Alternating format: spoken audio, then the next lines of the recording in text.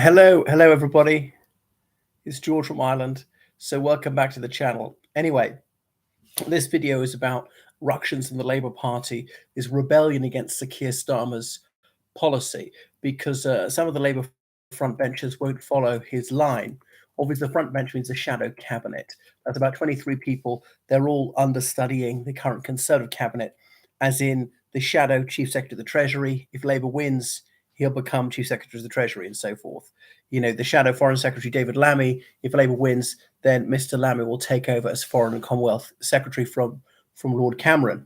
Trouble for Lammy is his opposite numbers actually in the House of Peers. But anyway, so Keir Starmer is facing a dilemma. Does he give in to this rebellion and face charges of feebleness and going down the path of Jeremy Corbyn?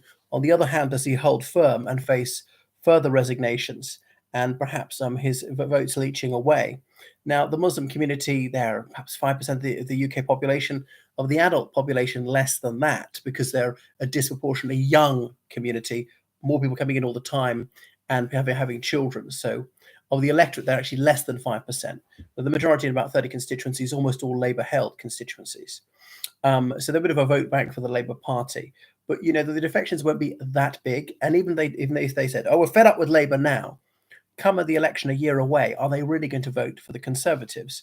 A 12-month away, I suspect that they will not, because they might say, however disappointing Labour's policy is on Palestine, it's more amenable to them than that of the Conservative and Unionist Party. There's the Ummah, there's worldwide Muslim community. So some who follow the Mohammedan faith believe they have a duty of solidarity. It behoves them to stand by their brethren in Palestine. And so Labour's not calling for a ceasefire in Gaza. Obviously, there was the 7th of October attacks, and here we are 6 weeks on, and Israel still counterattacking into Gaza. Thousands of Palestinian civilians have been killed. Thousands. There's fighting indeed in a hospital. Israel purports to have found a huge arms cache beneath this hospital. They said that Hamas put it there to try and obviate Israel taking it out, and actually it was Hamas, therefore, imperiling civilian lives, not the Israelis who are jeopardizing them, and so on. So anyway, so Starmer has told a flagrant lie that there's absolute unity across the party about helping people in Gaza. Well, I mean, there are a handful of ultra-Zionist Labour MPs. But anyway, so he obviously wants hostages released. But Jess Phillips is a big beast of Labour, one of the vilest Labour MPs around. So she's resigned. So has Afzal Khan, Yasmin Qureshi. So don't believe that they're all people from a Muslim background, because the Scottish National Party, they tabled an amendment to the King's Speech, which was just a few days ago, saying that the United Kingdom ought to demand an immediate ceasefire in Gaza. Having said that, so even if the United Kingdom did so, surely Israel would carry on regardless. Israel pays very little heed to what anyone else says besides the United States. They try not to offend the likes of Russia and China and so on, but they really don't give a damn what the UK says. You know, but if there was an increasingly deafening chorus, would it cause the United States to attack? Well, just possibly, but they support the Palestinians at least morally. So the shadow chancellor is Rachel Reeves, and she said she's let down that some Labour MPs have resigned. Remember, the backbenchers are those who are not in the shadow cabinet. Anyway, so lots of Labour councillors have resigned, like including in Walsall and the West Midlands. There's something like 100 Labour councillors have actually resigned from the party, not resigned as councillors, since this whole issue erupted over a month ago. So at least 7 Labour frontbenchers said that there ought to be a ceasefire, but didn't actually resign from their positions. Rushnara Ali, she's one of those. And she said she would resign if that would make the slightest bit of difference, but she recognises that it won't. Is it possible that she's just doing this because she wants to get her hands on those red boxes? And some will say her hands are red with the blood of Palestinians, in as much as she didn't do what she could for them. It's not a high price to pay to miss out on a ministry, as opposed to, you know, thousands of people losing their lives and so on. So obviously the Conservatives are delighted about this. Now, Labour's not in terribly serious trouble. They are 20 percentage points ahead in the polls. Now, that is an enviable position, but they just don't want to blow it. So long as they do nothing foolish, they should win big a year from now. So he really doesn't want to rock the boat.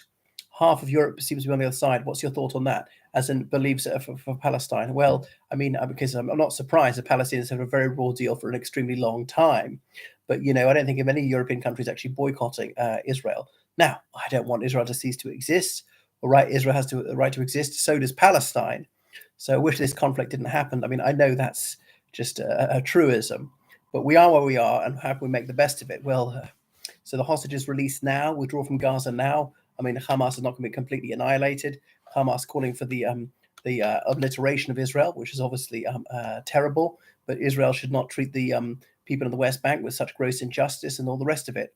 Palestine would be allowed to prosper, and all right, they had a measure of, I don't think I can quite say prosperity, not such bad poverty before these attacks came, which I think worked for some in Gaza, were willing to at least lump it, at least tolerate the situation, rather than what they got now, and where they've been trashed. It's going to take years to rebuild. So Israel never ever wants this to happen again. So I think part of the stratagem is to make the Palestinians suffer so badly they think we're never ever going to do that again. Let Hamas do that. I'm not saying that most Palestinians are responsible because of what happened, because the price we paid was so incredibly heavy, because thousands upon thousands of our civilians were slaughtered. Economically, it set us back a decade at least.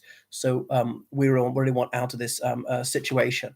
So this motion saying that the collective punishment of the Palestinian people should end forthwith, and that ceasefire must be implemented immediately.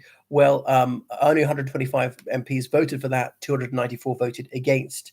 So there are 56 Labour rebels who voted for this, along with the SNP, some Liberal Democrats. I think the SDLP implied Cymru.